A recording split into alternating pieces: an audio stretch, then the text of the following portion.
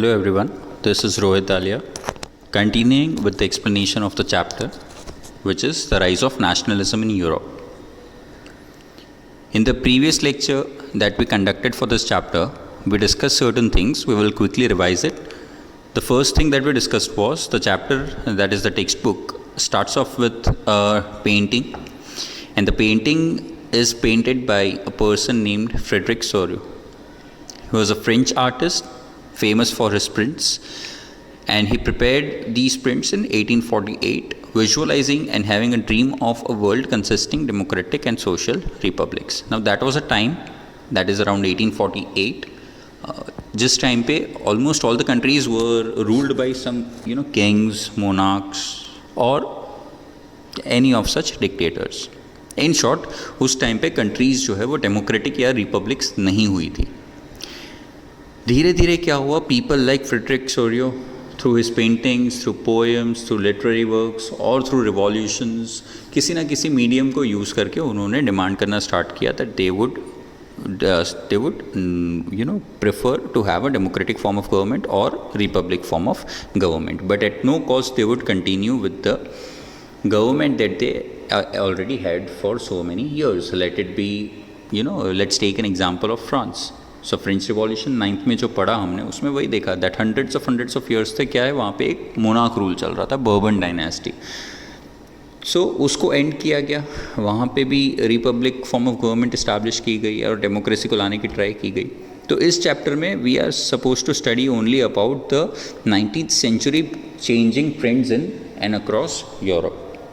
इसमें हमने स्टार्टिंग में nationalism, nation state, modern state और एब्सोल्यूटिस्ट गवर्नमेंट का कंसेप्ट डिस्कस किया. ब्रीफली बता देते हैं नेशनलिज्म का मीनिंग क्या होता है. It is a feeling of oneness towards the society और the state and the love and devotion for the motherland. जैसे if I have a feeling of oneness का मतलब क्या है, that everyone irrespective of the caste, gender, creed, tradition, culture, religion, anything, irrespective of all these differences, अगर मुझे लगता है कि भाई we all are Indians for an example, so that is a feeling of nationalism. कि भाई जब when it comes to a question is raised on the country, तो हर कोई अपना रिलीजन वो सब पीछे छोड़ के प्रायोरिटी देता है अपनी आइडेंटिटी को, अपनी मदरलैंड को. That is a feeling of nationalism. दूसरा कंसेप्ट है नेशन स्टेट. नेशन स्टेट का मतलब ही होता है कि आप existing repressive form of government से बाहर निकल के डिमांड करते हो एक डेमोक्रेटिक फॉर्म ऑफ गवर्नमेंट. उसी को बोला जाता है creation of nation state. Modern state sovereignty पे फोकस करता है और centralised power of specific government over specific territory over population focus किया जाता है. एब्सोल्यूटिस्ट गवर्नमेंट का मतलब power when rested with a single person और बॉडी. जैसे एक किंग है, सारे पावर्स किंग के पास है, तो उसको बोला जाता है एब्सोल्यूटिस्ट गवर्नमेंट. बाकी टॉपिक्स इतना ब्रीफली डिस्कस नहीं करेंगे हम, जो ऑलरेडी देख चुके हैं last time, which is the French revolution of 1789 and also very important topic which is the civil code, also known as Napoleonic code of 1804. So we also briefly summarise the meaning of the upcoming topic which is Europe in mid 18th century. उस time का mid 18th century का Europe कैसा था, तो society जो थी वो broadly दो पार्ट्स में डिवाइडेड होती थी, as I said in the previous lecture.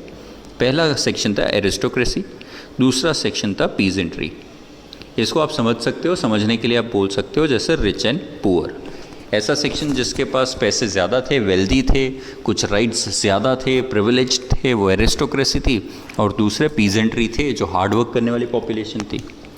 अब एरिस्टोक्रेसी नंबर्स में कम थी लेकिन डोमिनेट ज़्यादा करती थी, और peasantry on the other hand number में ज़्यादा थी लेकिन डोमिनेट होती थी. So this was a situation in Europe in around mid 18th century. So no nation states were created because Europeans never saw themselves as sharing a common identity or culture. So examples are the Habsburg Empire of the Austria-Hungary comprised French, Italian, German speaking population. तो उस time पे कोई nation state नहीं था, because किसी ने वो identify नहीं किया था कि भाई हम खुद की आइडेंटिटी को अलग रिप्रेजेंट करें, एंड देयर बाय सब साथ में रहते थे. Areas comprised of various languages, various religion, वो सब एक टेरिटरी में आ जाता था. सो नेशन स्टेट का कंसेप्ट उस टाइम पे था नहीं. एरिस्टोक्रेसी के कैरेक्टरिस्टिक्स जानने हैं तो क्या है, तो पहला तो लैंड ओइंग क्लास था, लैंड ओनरशिप के राइट्स थे उनके पास। न्यूमेरिकली स्मॉल मतलब नंबर में माइनॉरिटी थी, कम थी नंबर्स में, लेकिन यूरोप को डोमिनेट करती थी socially as well as politically. कौन सी लैंग्वेज बोलते थे? फ्रेंच, बिकॉज ऐसा माना जाता था कि फ्रेंच लैंग्वेज बोलना एक हाई सोसाइटी का काम है, तो एरिस्टोक्रेसी करती थी। और उनकी फैमिलीज़ जो है देवर कनेक्टेड थ्रू मैरिज, मतलब एक पर्सन एरिस्टोक्रेट था तो दूसरे एरिस्टोक्रेट से ही मैरिज किए जाते थे। Peasantry on the other hand included tenants and small landowners who worked as serfs. Serfs मतलब हमने serfdom देखा था, serfdom मतलब slavery और serfs मतलब slaves। तो tenant small landowners जो थे उनको serfs, slaves की तरह काम करवाया जाता था, बहुत बार पेमेंट मिलता भी नहीं था, और वो लैंड एरिया को कल्टीवेट करते थे। पर लैंड एरिया किसके होते थे? एरिस्टोक्रेट्स के। सो एरिस्टोक्रेट खुद काम नहीं करते थे, उनके पास बहुत लैंड एरिया पड़े थे, तो उस पर वो पीजेंट्री से स्लेव्स की तरह काम करवाते थे। The growth of trade and industrial production facilitated the growth of towns and the rise of commercial class of traders. Consequently, the new conscious, educated, liberal middle class emerged and popularized nationalism and stood for the abolition of aristocracy. अब ये situation में change कैसा है? ऐसी condition, ऐसी society जहाँ पे aristocrats rule कर रहे हैं, डोमिनेट कर रहे हैं पूरे यूरोप को, उसमें चेंज कैसे आने लगा? तो कुछ ऐसा मिडिल क्लास सेक्शन डेवलप हुआ जो थोड़ा ज़्यादा पढ़ा लिखा था, एजुकेटेड, कॉन्शियस था, मतलब अवेयर था अपने राइट्स को लेकर, डेमोक्रेसी को सपोर्ट करता था और एरिस्टोक्रेसी को अबॉलिश करना चाहता था। उन लोगों ने क्या किया? इन लोगों ने नेशनलिज्म के कंसेप्ट को पॉपुलराइज करना स्टार्ट किया, लोगों में स्प्रेड करना स्टार्ट किया। इसी से हमें फर्स्ट कंसेप्ट मिलता है लिबरल नेशनलिज्म। अब ये जो लोग थे मिडिल क्लास, जिसको हमने अभी डिस्कस किया, bit more educated, which included traders, class of traders from towns, who popularized the feeling of nationalism and stood for the abolition of aristocracy, उन लोगों को क्या बोला गया? लिबरल्स बोला गया। और उन लोगों ने नेशनलिज्म कैसे स्प्रेड किया वो वहाँ पे पढ़ना है। उसके पहले लिबरल नेशनलिज्म का मीनिंग क्या है? So liberal nationalism stood for individual freedom, उनको इंडिविजुअल फ्रीडम चाहिए थी। लॉ सबके लिए सेम चाहिए था, मतलब इक्वालिटी बिफोर लॉ। गवर्नमेंट कैसी चाहिए थी? बाय कंसेंट, जैसे अभी इंडिया में है, हमने डिसाइड किया गवर्नमेंट कौन सी होगी, हमने डिसाइड किया है गवर्नमेंट में कौन होंगे, तो ऐसी गवर्नमेंट जो हमारे कंसेंट, हमारे परमिशन या हमारे सजेशन के बेसिस पे बनती है, उसको गवर्नमेंट बाय कंसेंट बोलते हैं। Also they wanted freedom of markets, किसी को भी ट्रेड करने का राइट मिले, एक ऐसा ड्रीम उनका था। दे वांटेड अ सोसाइटी जहाँ पे मार्केट फ्री हो, कोई कंट्रोल रिस्ट्रिक्शंस ना हो। And they also wanted to abolish state imposed restriction. State imposed मतलब किंग ने, मोनार्क ने जो रिस्ट्रिक्शंस लगाए थे गुड्स एंड कैपिटल के मूवमेंट पे, उस चीज़ को वो एंड करना चाहते थे।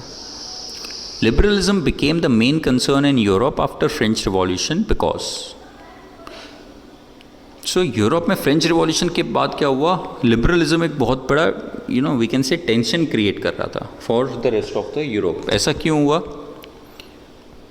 So first, universal adult suffrage was not granted to the people by the Napoleonic Code.